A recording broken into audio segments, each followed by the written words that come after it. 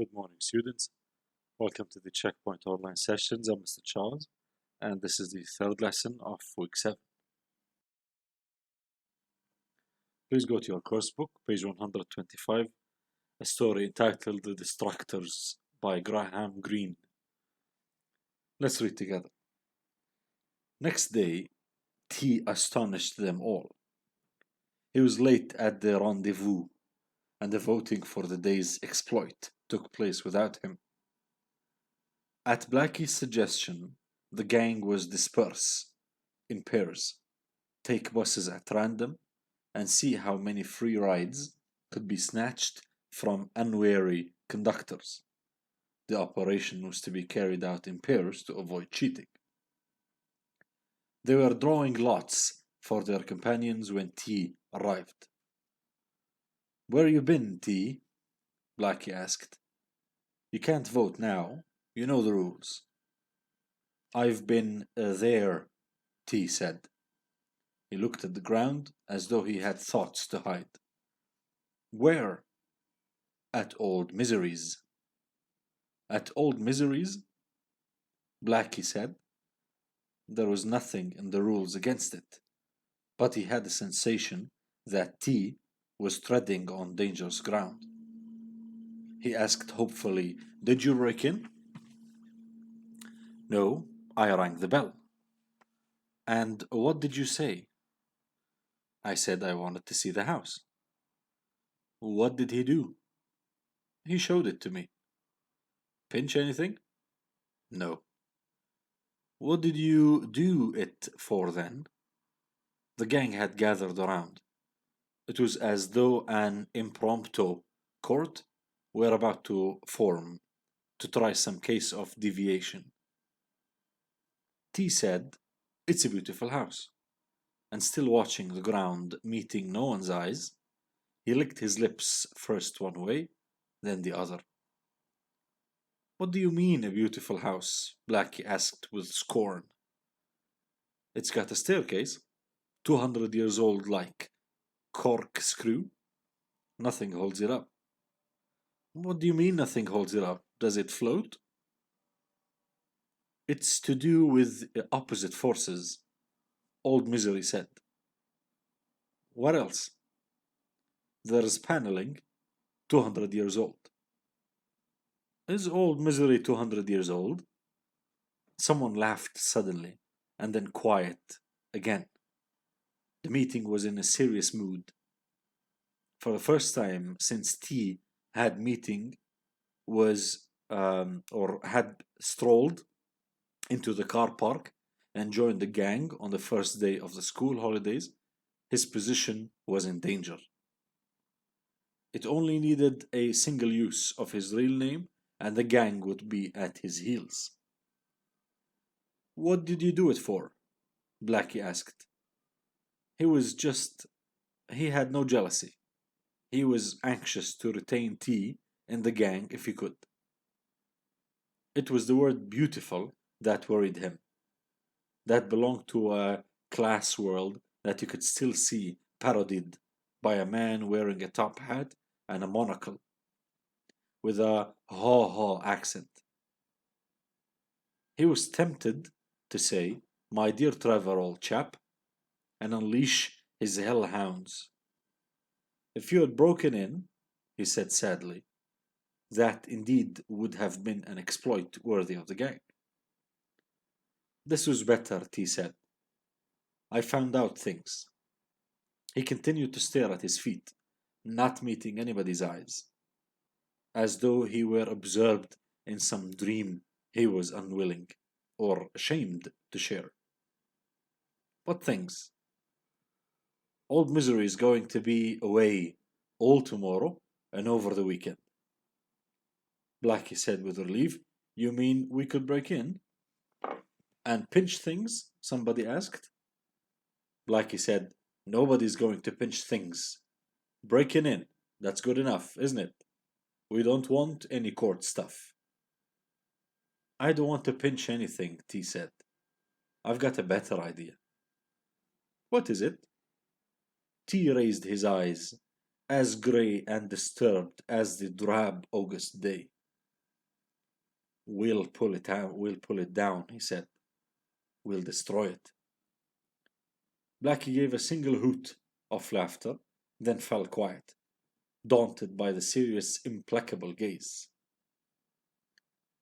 What would the police be doing all the time? He said.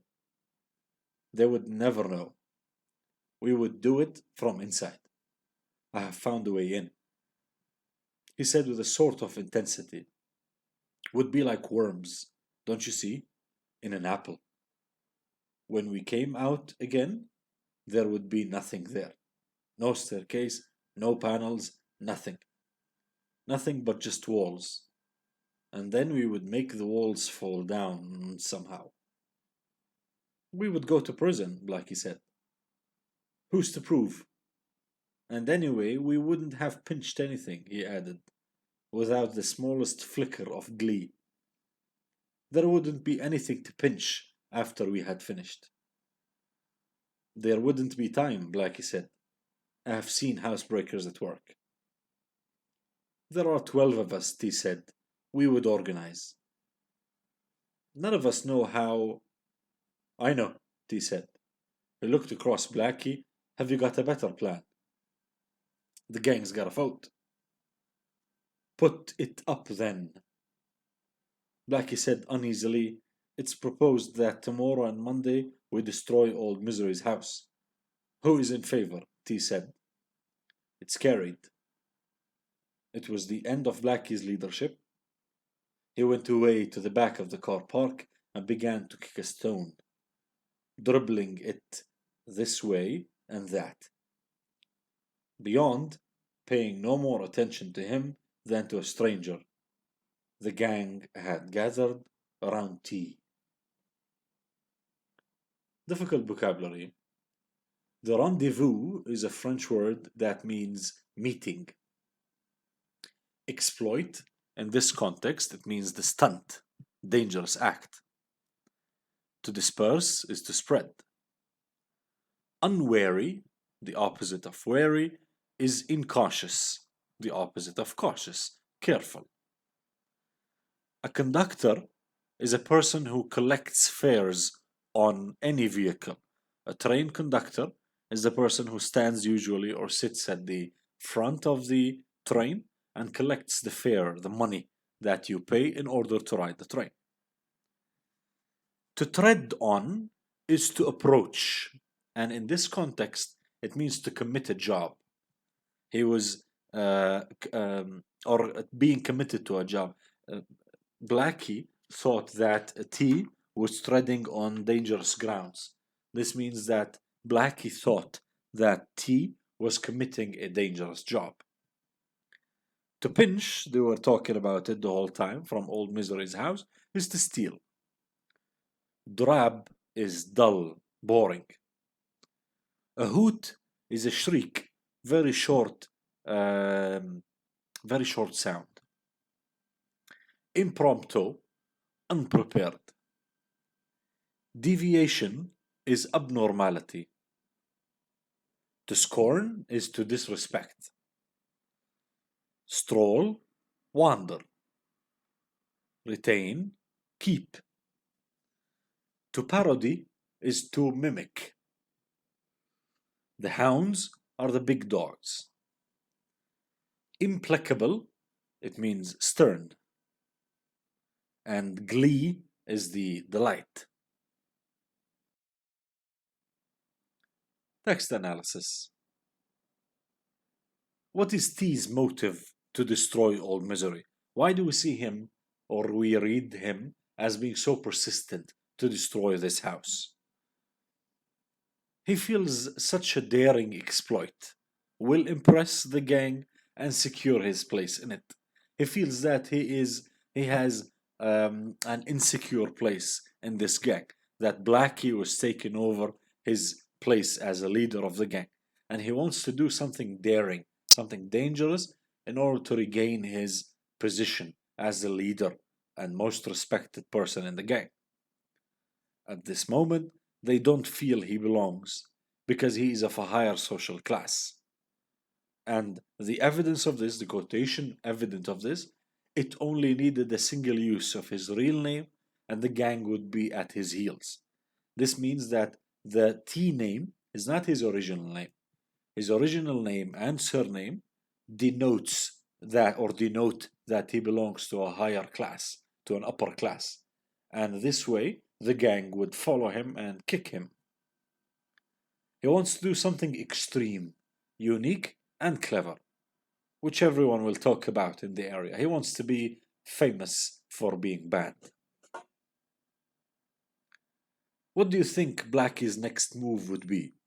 Well, after he went to the parking lot and the gang gathered around T, we know that he will do everything that T tells him because he has lost the vote. He has lost the authority over the others. Because if you look at the final couple of lines, it says T asked who is in favor, and then he said it is carried. It means that we will do it. So everybody was in favor, or at least the majority. So this means that he regained the authority and Blackie lost it. So he has to obey whatever T tells him. And the evidence is Blackie gave a single hoot of laughter and then fell quiet, daunted by the serious, implacable gaze. This could be your evidence, or, as we said, the last couple of lines as well. How do you think the story might end?